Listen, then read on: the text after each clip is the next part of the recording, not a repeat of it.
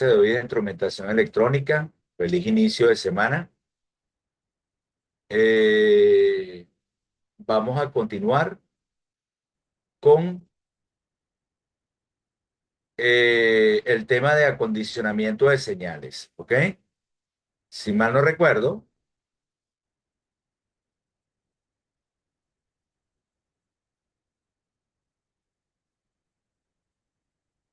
quedamos en,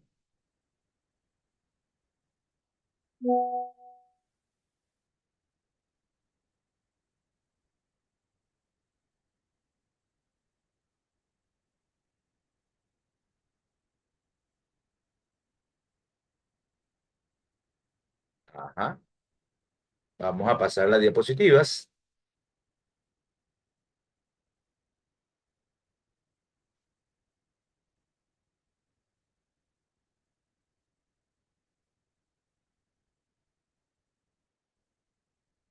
Si mal no recuerdo, quedamos acá en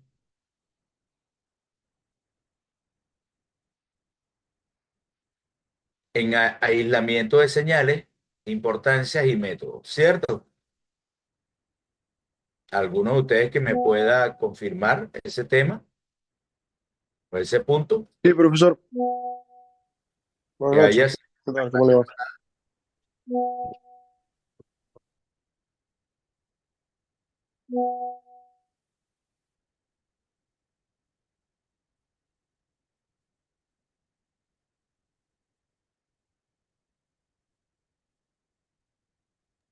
Hola, hola, hola. No te escucho, Amílcar. ¿Me escucha ahora sí? Hola, hola.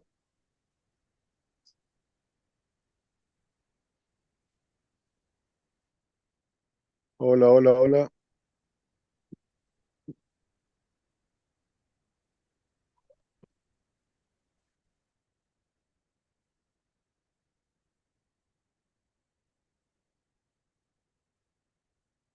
Amílcar, no te escuché, por favor. Era que no tenía. Ah, ok. Sí, profesor, ahí quedamos. Aislación galvánica y no tengo en mente la siguiente ahora, pero ahí que habíamos quedado. Aislación de señales. Ok, quedamos en aislamiento de señales, importancia y métodos. Ok, Sí, correcto. bien, entonces vamos a continuar. Eh, Entre otras cosas, quería decirle que, bueno, a petición del Politécnico, las clases ahora las vamos a ver por acá por Zoom y es por eso que cambiamos de plataforma. ¿De acuerdo? Pero creo que está funcionando bien. Si se me escucha bien, escuché bien a Milker, solamente que no estaba configurado la salida del audio. Y si ustedes me escuchan bien, bueno, seguimos adelante. ¿Ok?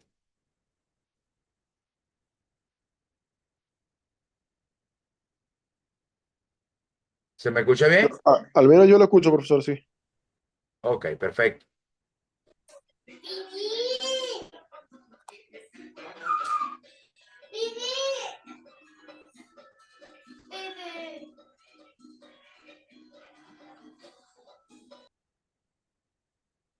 Bien, entonces, haciendo un repasito con la última parte que teníamos allí, entonces hablamos de aislamiento de señales y la importancia y sus métodos, ¿no? Entonces, dentro de los métodos de aislamiento, estábamos hablando de los octoacopladores, conversamos y dimos el concepto de los octoacopladores y los transformadores de aislamiento, que son transformadores que permiten separar y prevenir interferencias, ¿ok? También se utilizan mucho los transformadores para el acoplamiento de la potencia, como hablamos anteriormente. Recuérdense que para que haya una máxima transferencia de energía, la entrada debe ser igual a la salida. Entonces, por lo tanto, es una de las cosas por las cuales utilizamos ese método de esos aislamientos, ¿no? Y hablábamos de los octocopladores Bueno, evidentemente para proteger las entradas de nuestros equipos, en este caso de los autómatas programables, prevenir contra cortocircuito y mejorar la seguridad del sistema, hacerlo más robusto y más confiable, cosa importante en la automatización. ¿Ok? Ahora, otro punto importante es la calibración de dispositivos de medición. ¿Ok? Y aquí vamos a hablar con unos ciertos conceptos que vimos anteriormente. Eh, Cuando hablamos en el primer aspecto, de la comparación con un estándar de referencia, cuando hicimos mención en nuestras primeras clases sobre el elemento patrón, que era el que mencionábamos que realmente este elemento era el que tenía la verdad, ¿ok? En el sentido de que era el elemento que nos permitía tener una referencia, ¿ok? Con el valor verdadero. Ya va. Ok, por acá en la esquinita, esa era la idea, que me viera un poco por acá. Ok, déjeme subir un poco más la imagen.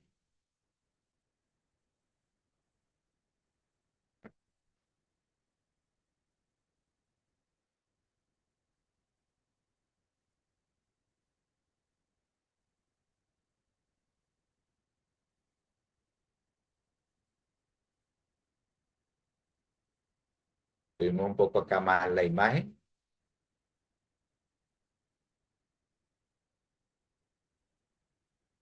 Allí estamos bien. Ok, chévere. Bueno, entonces, eh, volviendo al tema, siempre tenemos que contar con un elemento patrón que tenga, por supuesto, una mayor exactitud que el elemento que estamos calibrando. Y cuando hablamos de exactitud, también hablamos de precisión. ¿Ok? Y por lo general, si hablamos de empresas grandes, tenemos un laboratorio de calibración. Ese laboratorio debe tener un instrumento patrón para poder calibrar los otros instrumentos y poder ver cuál es el error que nos arrojan esos instrumentos y si están dentro de los parámetros establecidos en la medición del elemento de control. ¿Ok? Y poder observar si el elemento se puede calibrar o no. Eso es importantísimo a la hora de hacer mantenimiento que debería ser preventivo, más no correctivo. No después de que tenemos fallas en el sistema, parar planta, sino que hacer una hoja con especificaciones, eso es lo ideal, ¿ok? Para el tiempo de vida, llamámoslo de esa manera, del instrumento y pasarlo al laboratorio para un mantenimiento preventivo, ¿ok? Importante eso. Bueno, en la automatización se utiliza mucho lo que acabamos de ver en los equipos de salud y en telecomunicaciones. No voy a andar mucho en esto porque evidentemente nuestra materia está dedicada a la automática y bueno, en todos los sensores, porque cuando hablamos de calibración, ¿ok? En todos los sensores es importante mantener esa precisión y exactitud del instrumento. Recuérdense que el error total permitido, que nos lo dice el ingeniero que diseñó la automatización, nosotros no podemos pasar por encima de ese error. Y ese error va a ser la suma de todos los errores en el lazo de control. En el caso de ser un lazo de control cerrado, pues sería la suma del controlador más el sensor más el elemento final de control. ¿Ok?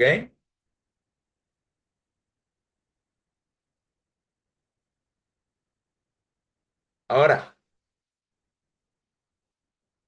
podemos diseñar circuitos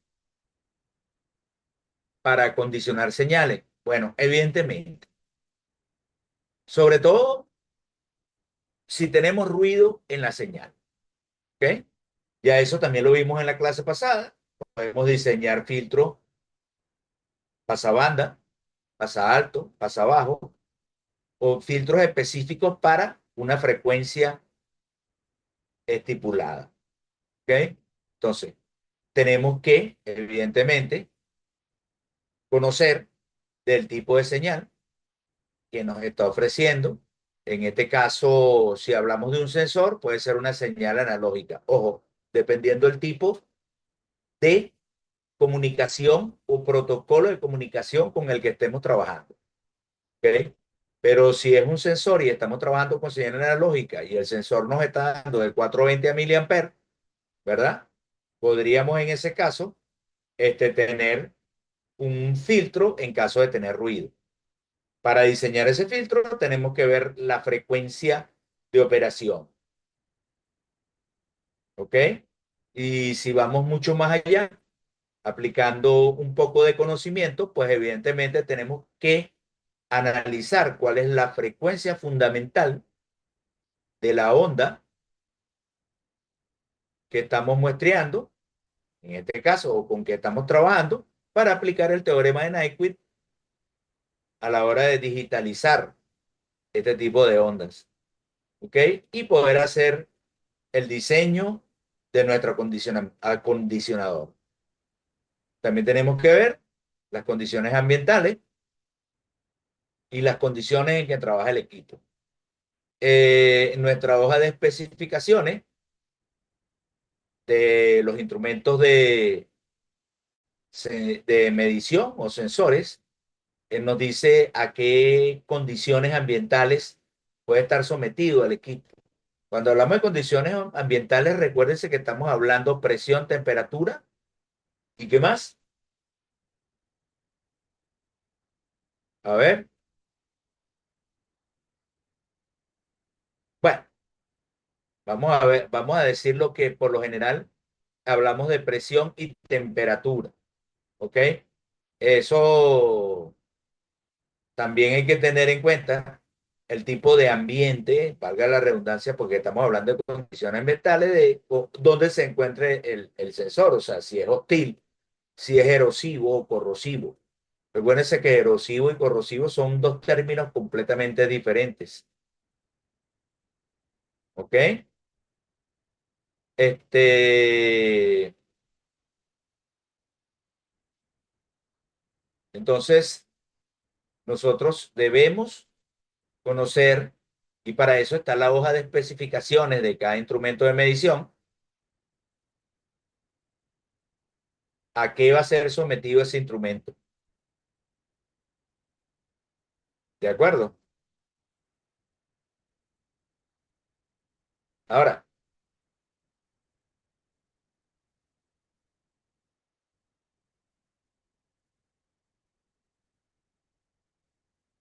al parecer, el problemita que tiene Zoom es que nos da un tiempo limitado, ¿ok? Pero todavía nos quedan 9 minutos, podemos cerrar la clase, ¿ok? No hay ningún problema. Pero bueno, seguimos. El impacto del acondicionamiento de la señal en la calidad de datos. Muy importante es, ¿ok? Puede haber, por ejemplo, la idea es que haya reducción de errores en la medición. Para eso se está condicionando la señal, ¿ok? Y una mejora en la precisión y en la repetibilidad. Bueno, acuérdense que todos términos están asociados, ¿no? Repetibilidad es la cantidad de veces sobre un mismo valor que hace el instrumento y la precisión es que bajo condiciones de presión y temperatura estable, el instrumento repita esa, esa medición. Entonces tenemos que tener en cuenta esos dos o esas dos, digamos, esos dos aspectos a la hora de acondicionar la señal para que sea más precisa, ¿ok? Y que tengamos menos errores.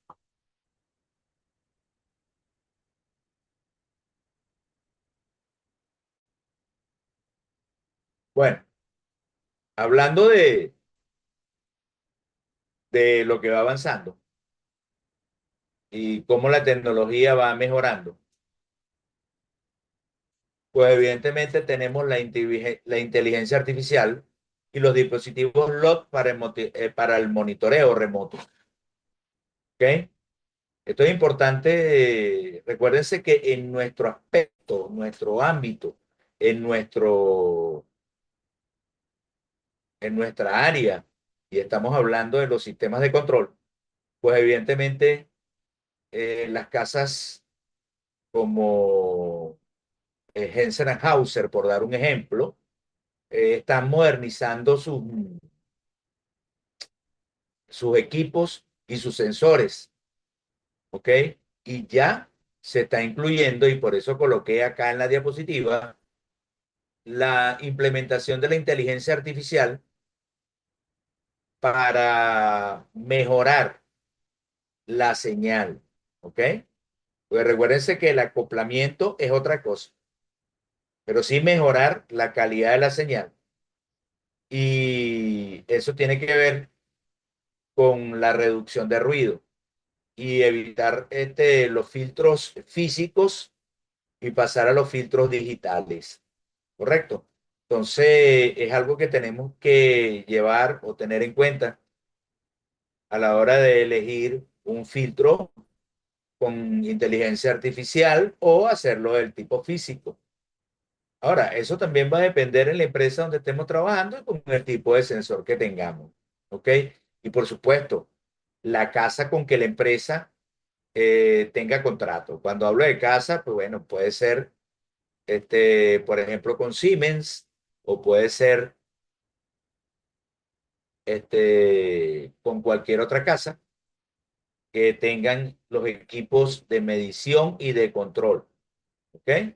Ahora, si los estamos haciendo nosotros con diferentes tipos, que suele ser muy común acá en Venezuela, comprar un sensor más o menos económico que entre dentro de las especificaciones, comprar un autómata programable que sea chino, ¿ok? Y comprar un elemento final de control.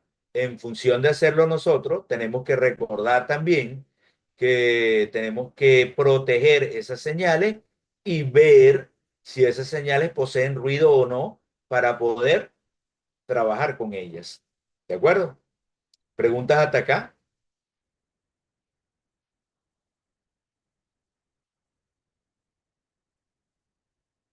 Por ahora ninguno.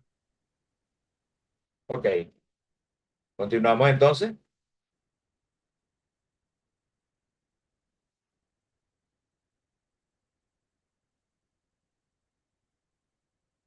Bueno, aquí tenemos unos aspectos que quise traerlos para que lo tengan en cuenta. ¿Cuáles son los inconvenientes que podemos tener a la hora del acondicionamiento de señales? Evidentemente, interferencia electromagnética, ¿ok? Eso es algo que puede distorsionar afectando de tal manera la señal. De hecho, recuérdense que los conductores vienen apantallados y es precisamente para protegerlos de señales electromagnéticas, ¿ok? Entonces tenemos que tener en cuenta a la hora de una falla, encontrar una falla, tener en cuenta y pensar que puede ser una, en la hora de la interferencia o valores erróneos de la medición, puede ser debido a interferencia electromagnética. Y eso conlleva al blindaje electromagnético, al punto 3. Y disculpen que me salte el punto 2, ¿ok? Este, para ello es necesario en el uso de control el cable apantallado, ¿ok? En caso de no tenerlo, verificar este tipo de cosas como la interferencia electromagnética, ¿ok? Lo otro, bueno, esto muy pocas veces se da, pero puede darse la pérdida de señal, ¿ok? Por la interrupción de un conductor, dependiendo del ambiente donde esté el sensor, y no esté diseñado para eso, y entonces puede haber, se puede sulfatar los contactos, ¿ok? Y bueno, podemos tener la pérdida de señal. Si hacemos una buena automatización, identificando tanto en el tablero principal como en los tableros secundarios los elementos, podemos hacer un seguimiento y ver si tenemos pérdida de señal. Eso es muy sencillo, ¿ok? Y bueno, optimizar el diseño del circuito cuando utilicemos un circuito o un filtro realizado por nosotros o un optoacoplador, porque de hecho yo en algunos que otros trabajos realicé un circuito para hacer un optoacoplador y bueno, puede ser que bajo las condiciones pueda fallar, ¿ok? No solamente los optoacopladores lo pueden comprar, pero yo en ese momento requería de varios al mismo tiempo y bueno, era en un momento donde no se podía conseguir estos octocopladores y bueno, tocó salir adelante, hacer el diseño, diseñar, valga la redundancia, la tarjeta y conectar los octocopladores. ¿Ok? Entonces, eso puede ocurrir. Hay que estar muy pendiente en el diseño del circuito y con las condiciones y el ambiente donde vaya a colocar el circuito. ¿De acuerdo? Estamos claro, Bueno, profesor, estamos claros. con respecto a las herramientas de simulación, bueno, todos sabemos que cuando vamos a diseñar un circuito, pues evidentemente, como buenos ingenieros electrónicos y electricistas que somos, lo primero que tenemos que hacer es simular nuestro circuito, bien sea en cualquier este, sistema o digamos cualquier software que me permita simular el circuito. Y más allá de eso, cuando estoy diseñando filtros, pues teniendo más o menos la frecuencia natural en la cual voy a transmitir, pues evidentemente puedo diseñar mi filtro antes de hacerlo en mi respectivo circuito integrado, en el caso de que yo mismo esté resolviendo un problema. Evidentemente que simular esto y hacerlo nosotros reduce gastos para la empresa, ¿ok? Y más si nosotros estamos haciendo nuestro propio mantenimiento con o cuando tenemos una pequeña empresa. ¿Ok? Es mucho mejor y a veces que la empresa le compre a uno un autocoplador realizado por nosotros mismos o un filtro realizado por nosotros mismos, en donde no solamente vamos a tener ganancias, simple y llanamente por implementar el sistema, sino que también por venderle a esa empresa este, ese tipo de elementos. ¿Ok? Y bueno, evidentemente, el MATLAB y el SPY, que se utilizaba mucho anteriormente, son eficientemente, sobre todo el MATLAB, es muy bueno a la hora de simular ese tipo de condiciones. Estaba esperando un ratico que se incorporaran los demás.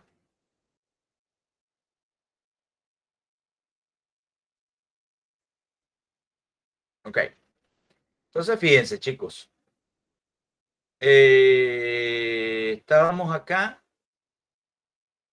y hablamos del MATLAB para simular, pero muchas veces, como les dije, pues dependiendo en la empresa con que, con, vamos a decirlo de esta manera, este, con la casa de automatización que le haya comprado los instrumentos, por ejemplo, National Instrument, Siemens, ¿ok? A veces ellos mismos tienen su software de simulación, ¿ok? Pero nunca está de más conocer otro tipo de software, claro, si trabajamos en el área, o el caso, como en mi persona y otros que también están acá. Aprender a trabajar un software que me permita hacer esos cálculos y observar la señal, estudiar la señal. De hecho, muchas veces teniendo controladores analógicos, y hablo de controladores analógicos como controladores de nivel, temperaturas locales, ¿ok? Muchas veces para hacer cálculo de parámetros, este tipo de software es muy bueno, se lo recomiendo, sobre todo el MATLAB, teniendo una captura de datos, una pequeña medición, él puede estimar los valores del controlador, dependiendo del modo que nosotros necesitemos utilizar, bien sea proporcional, proporcional más integral o proporcional más integral más derivativo, bien conocido como PID. ¿Ok? Entonces, es importante tener por lo menos el conocimiento de algunos de estos software. Y no solo como ingenieros electrónicos para el diseño de nuestras tarjetas electrónicas y dispositivos electrónicos. ¿Ok? Es algo que deben tomar en cuenta, ¿de acuerdo? No todo es comprárselo a la casa con la cual está trabajando la empresa, sino que también es bueno tener esa iniciativa y ese conocimiento electrónico para diseñar. Es algo que por experiencia propia les comento y que muchas veces nos permite solucionar problemas de un día para otro. ¿De acuerdo? Simplemente con diseñar un pequeño circuito, resolver en el momento, y eso vale mucho para las personas a las cuales le estemos haciendo el mantenimiento. Y bueno, eso también depende de nuestro nivel de conocimiento y lo que hayamos adquirido durante nuestra carrera como tal. ¿Ok? Bueno, finalmente, no queda más que hacer una validación del sistema de acondicionamiento. Pues evidentemente, hacer pruebas de rendimiento. Ojo, en una oportunidad tuve un pequeño problema que al tratar de acoplar la señal, esta me retardaba la velocidad de, de entrega de los datos y por lo tanto tenía, vamos a llamarlo, un corrimiento de la señal. O sea, cuando ya ocurría, ya había pasado y llegaba al controlador. Eso evidentemente hacía que dependiendo del modo del controlador, bien sea si era el modo proporcional, mientras no incluyera un PID que llevará este modo derivativo. Recuérdense que el modo derivativo es un modo anticipativo, ¿correcto? Y eso hace que en muchos procesos, sobre todo en los procesos sumamente rápidos, si tenemos una señal que no está llegando con la velocidad adecuada, pues el sistema actúe sobre un valor antiguo cuando ya el sistema ha cambiado. O sea, tienen que tener mucho problema con eso. Por eso es que es importante la validación. Evidentemente, ver la compatibilidad de nuestro diseño con respecto al sistema. Y bueno, en este caso, colocamos un ejemplo, no lo coloqué ahí en la guía, pero por ejemplo, la validación del control de temperatura. El control de temperatura es un control especial porque tiene dos cosas. La temperatura tiene inercia y es un proceso sumamente lento. ¿Ok? Por lo general utilizamos controladores con el algoritmo PID, precisamente por la lentitud del proceso. Y segundo, porque contiene inercia. ¿Qué digo con inercia? Bueno, así yo retire la fuente de energía o calor, el proceso va a seguir tendiendo a elevar la temperatura y viceversa. Así yo actúe sobre una fuerza o un calor para tratar de mover, ¿okay?, la temperatura, el sistema siempre va a tender a descender. Por eso es que utilizamos el término de derivativo en este tipo de controles de temperatura, precisamente para que se adelante al valor próximo de la temperatura y el controlador pueda actuar antes de que ocurra el cambio. ¿Ok? Pero eso también es peligroso porque si tengo una señal que se retrasa, voy a estar leyendo señales que ya han ocurrido en un tiempo anterior y por lo tanto, cuando el controlador actúe, evidentemente la temperatura va a ser otro valor. Entonces, hay que tener mucho cuidado con esto. Por eso es que es importante hacer las pruebas de rendimiento y el análisis de la estabilidad. ¿Ok? Bueno, con esto concluimos el día de hoy nuestra clase. Eh, Si tenemos alguna pregunta, algo que acotar sobre el tema, estamos aquí para escucharnos. Y siempre es importante, entre todos, los aportes de las experiencias vividas, ¿ok?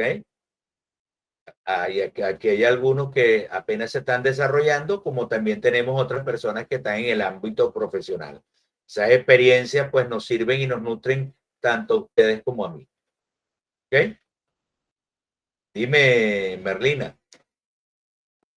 Bueno, su profesor, ¿pudiera subir estas diapositivas a la plataforma? Sí, como no, no hay ningún tipo de problema. Pero recuérdense que lo importante es asistir a clase, ¿no? Porque hay muchos términos, muchas cosas que se mencionan que evidentemente pueden salir en nuestra evaluación y no están en la diapositiva. Eso es más importante que tenerlas. ¿De acuerdo? ¿Quién más por allí? ¿Que tenga alguna otra consulta? Buenas noches, profesor. No sé si mencionó al principio de la clase, pasa que yo entré un poco más tarde, si ha hablado algo sobre las próximas evaluaciones del segundo corte. Bueno, Miguel, vamos a esperar a avanzar un poquito más en el tema.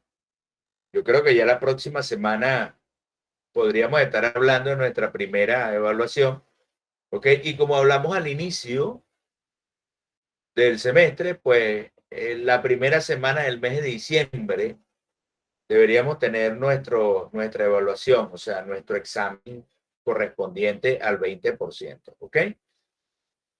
Eh, Creo que con eso satisfago tu curiosidad, ¿cierto? Ok, muchas gracias. ¿Alguien más con alguna duda con respecto al tema?